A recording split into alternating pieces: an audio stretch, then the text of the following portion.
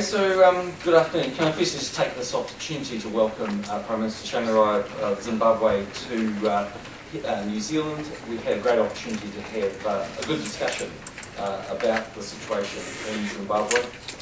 We reflected for a moment from New Zealand's perspective on the courage of Prime Minister Tsvangirai and the efforts that he has made to have a democratic process installed in Zimbabwe. Prime Minister took the moment to reflect on a couple of significant issues. Obviously, the constitutional reforms taking place in Zimbabwe, the desire to see free and fair elections, the role that New Zealand can play in supporting that process in Zimbabwe, and also an economic update on the issues that the Zimbabwean population face. We did talk for a moment about the sanctions that New Zealand has in place on Zimbabwe. What I said to the Prime Minister was that I would go away and speak to the Foreign Minister, take some soundings from the Ministry about what would be the next appropriate step forward. We'll also probably go and talk to our friends in Australia, but I would note that I think on Monday the EU talked about having a situation where they would potentially lift or suspend sanctions if free and fair elections took place in Zimbabwe as a carrot, if you like, to entice the right behaviour. So there wouldn't be a lifting of sanctions, there would be a suspension of those sanctions, assuming free and fair elections took place. So I'll certainly go and talk to the Prime Minister about that. We'll come back and give you our view on that in due course. But I was very encouraged by the progress that the Prime Minister's made in the time he's been in power sharing agreement with President Mugabe, and obviously we care a lot about the plight of everyday Zimbabweans. So New Zealand's the sort of country that I think where we've had a long and unbroken democracy. Prime Minister indicated he'd like to potentially send some officials to New Zealand so they can learn from the sort of system we have here. There are other areas where we can potentially help Zimbabwe in terms of economic development, obviously in agriculture and the likes. I know they met with Phil O'Reilly from Business New Zealand this morning, and again, maybe some opportunities there. So, Prime Minister, welcome. I'm going to ask you to make some opening comments. Just going to say at the end, if we can just take questions at this session just on Zimbabwe, if that's possible. I know you've got a number of domestic issues you want to talk to me about, but I'll just handle those on the way to the House if I can, just out of respect to the Prime Minister. Well, thank you very much, Prime Minister. Just to say thank you very much for the warm welcome and the opening remarks. Zimbabwe is far away from New Zealand, and some of you who have been to Africa. Zimbabwe is part of the Southern African Development Community, the southern part of the country. Zimbabwe was a member of the Commonwealth until the fiasco of the 2008 disputed elections. Since then, there has been a power-sharing government, a coalition government with President Mugabe as president, myself as prime minister. Members of the media may have been following up the issues that Zimbabwe has gone through over the last 3.5 years, that the coalition government has managed to deal with the hyperinflation conditions that the country faced, almost from $1 trillion, I think we must have gone in the Guinness Book of Records, the highest inflation in the world, down to 4%. And that has helped take and address some of the economic issues. What is now left is not only to stabilize the economy, but also to grow the economy. And in order to do that, I was telling Prime Minister Key that we will definitely implore the international business community to come to Zimbabwe and look at Zimbabwe's investment potential in mining, tourism, in agriculture and other sectors, infrastructure, rehabilitation, and all that. Why am I here? The reason is that we would like Zimbabwe to be part of the global community once more, and not continue to be an isolated country. One of the second biggest economies in Africa. We want to ride on the Afro-optimism that is now growing, and also take advantage of the investment money that is targeted at Africa. We have, of course, we don't discriminate against anyone. And So you have Chinese, Japanese, English, South African investment that is involved in Zimbabwe. As for sanctions, yes, I want to confirm that they are no longer making any impact. I think the impact was to try to bring Zimbabwe again to the negotiating table so that we can resolve the issue of elections. And we hope that in the next 9 to 12 months, Zimbabwe can again go to an election, hopefully free and fair and without violence. That will lead to a legitimate and credible election. And of course, bring back again the Zimbabwe solution to the end. It is our hope that we can move away from politics and concentrate on the economic development, which we rightfully deserve. We've got a high educated, unemployed population, and therefore I think any investment will help reduce that. So thank you very much for those opening remarks. And we hope that you can help us deal with some of the international players. Thank you. Prime Minister, are you satisfied with the draft constitution that it will restore democracy that you want in Zimbabwe? I'm satisfied that this is an outcome of negotiation, consultation with the people, but ultimately negotiation by the parties themselves. So hopefully that the outcome will deal with a number of issues. And I know that from the draft, there's going to be a widening of rights, of Bill of Rights. There are term limits for all the officials, including the president. There is independence of the judiciary, and also the fact that we've taken into consideration the issue of women in the new constitution. So I think it's a progressive step, a much better improved step than the status quo.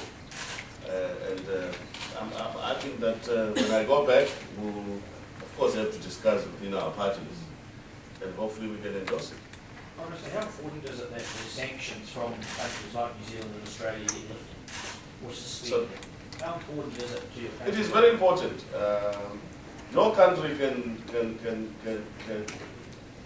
progress with such measures. Again, we are all living in a global village, and I think that the country must be able to deal with all the countries in an open way. And when there are restrictive measures, it becomes a limitation. For Zimbabwe, I think the greatest impact was the financial limitation. And the reason why we are facing this financial squeeze and financial liquidity problem is because of those sanctions. The IMF, the World Bank do not deal with us.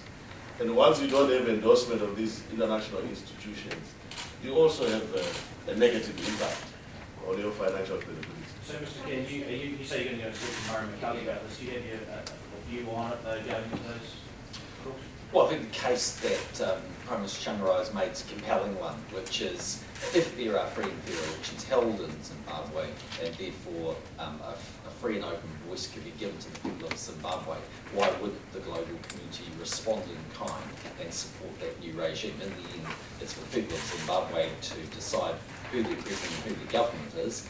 New Zealand just wants to make sure that that's fair, and maybe we can assist in that process, potentially send observers, all of the things that we expect from a developed democracy. Are you confident they've progressed enough?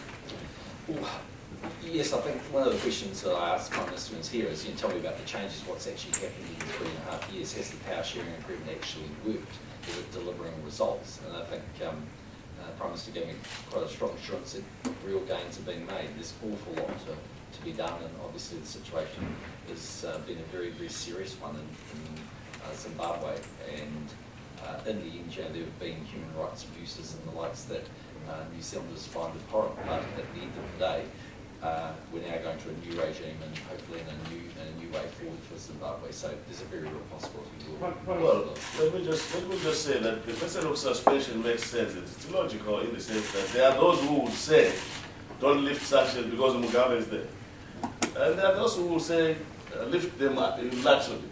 And we all know that unless you tie them to conditions of free and fair elections, it will be a premature premature decision. So suspension pending a free and fair election makes sense in the fact that you are able to incentivize that environment to exist before you can actually say, yes, we are satisfied with everything that is taking place. So what you said overnight.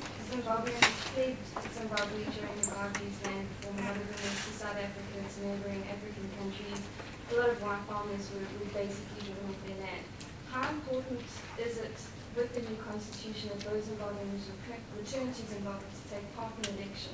And how important are those Zimbabweans returning into building a democratic Zimbabwe? And would the government look at something like the Human Rights Commission or Truth and Reconciliation Commission to, sort of deal with those human rights abuses? Yeah. Well, I mean, Zimbabwe has gone through traumatic experiences. And one of those traumatic experiences was our land reform. Our land reform that has been instituted by President Mugabe was violent, it was haphazard, and the consequent loss of productivity in agriculture is quite evident. A lot of people were affected, white farmers, black farm workers, and the result has been a steady stream of expertise from Zimbabwe, be they farmers, be they middle income managers and all that. So the reason why the economy has shrunk by 50% is because of that land reform. However, let me just say that land reform was necessary, but it could have been done in a much more better method than the method that was used. Now, what we do about, I don't think it will be helpful to reverse and go back where we were. I think what is important is how do you rationalize land so that it becomes more productive, so that those who are on the land are trained and they are able to retain some sort of land security. Now, there are those farmers that were, of course, displaced, that are outside Europe and everywhere. They are Zimbabweans. They should come back home. And I'm sure that when the new land regime, land policy is implemented, everyone will have space to practice their farming skills and increase the productivity of the country. But of course, I think some of the farmers may have to be compensated in terms of the losses that they incur. But to reverse the land reform would actually be suicidal for the country. It will be destabilizing. As for the other people in the diaspora, we would like to welcome them back home so that they can contribute to the reconstruction of the country. Do you think a truth and reconciliation type? Yes. In the current constitution, it recognizes that past misdeeds were done, and that there has to be a period of reconciliation. I've often said that the country's challenge is how do you balance between the cries of the victims and the fears of the perpetrators in order to create the necessary stability for the country. So I hope that we'll be able to go through that reconciliation phase. Would you be looking to South Africa for some guidance, given the truth and reconciliation? Each country has got a different experience. Yes, in post-independence in 1980, there was reconciliation. President Mugabe announced a reconciliation policy, and so did the South Africans. Yes, those are some of the methods that should be looked at. But what we must avoid is, of course, retribution and revenge. I don't think that it will be in the best interest of the country to engage in another revenge and slide back the country to instability. What is important is that once we have got that reconciliation, it must create conditions for stability and development. That is the future that we should be able to build. The European Union said overnight that they would resume direct aid. And is there anything that New Zealand can offer in direct aid or other forms of investment? We currently give about $4.5 million a year. That's channeled through UNICEF.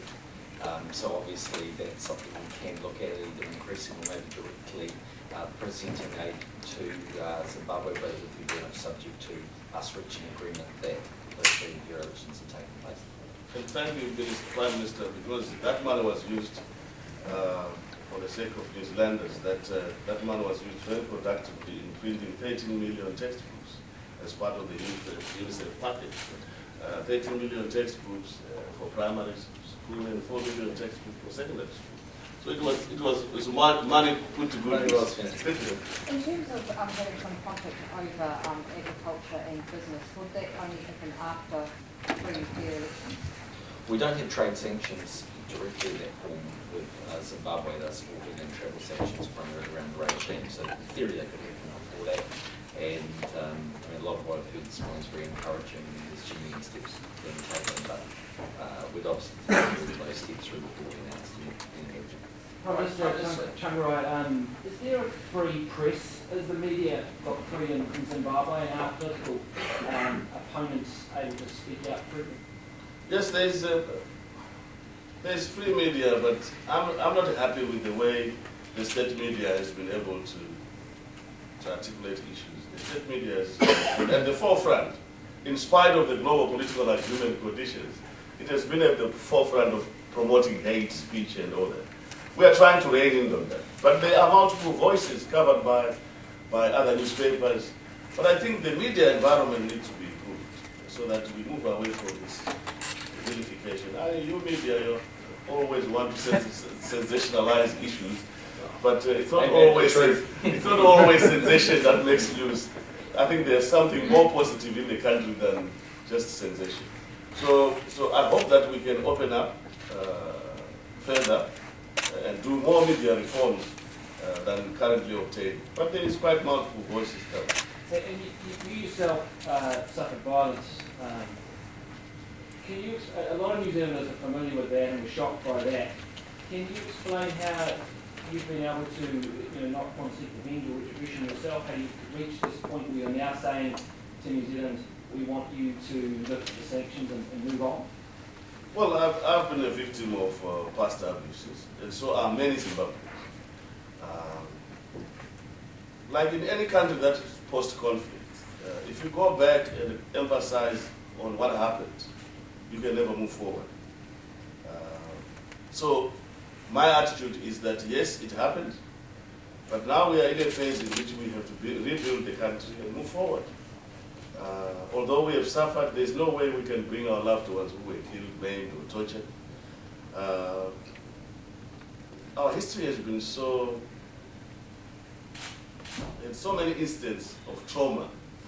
There was Gukurauti, there was Mrambatrina, which are actions that have affected Zimbabweans in a big way. There was even pre-independence violence. So we are a society that has been subjected to this violence for so many times. But I think that we need to open a new chapter. That's why I say revenge is not an issue. Revenge should not be an agenda. I think what we should do is reconciliation, rebuilding, and reconstruction. That should be the future that we should be looking at. Prime Minister, you've had such a contentious relationship with Mugabe in the 2008 election and other times. What's your relationship like with him now? Well, let me tell you that our relationship was so acrimonious that it polarized society, and the people suffered as a result. But as soon as we negotiated this agreement, we agreed to work together. So it has evolved from that relationship to a relationship where we do business for the sake of the country. It has improved. The relationship has improved. We respect each other, but we differ respectively. He's 88 years old now. Has he shown any sign of wanting to give up health? So far, he has maintained the position that he's strong enough to continue. And if his party puts him as a candidate, he has the right to do that. He has the right to be a contestant in an election, which I will contest also. And if it is free and fair, it's up to his party to choose him or not to choose him. But do you trust he'll give up power if the election goes against him? I know that in 2008 he was literally on the point of giving up power, but of course was prevented from doing so by the military. That's why I think that one of the greatest reforms that is important is security sector reform. Security sector must be able to accept the will of the people and to respect the people because they are supposed to uphold the Constitution and protect the people.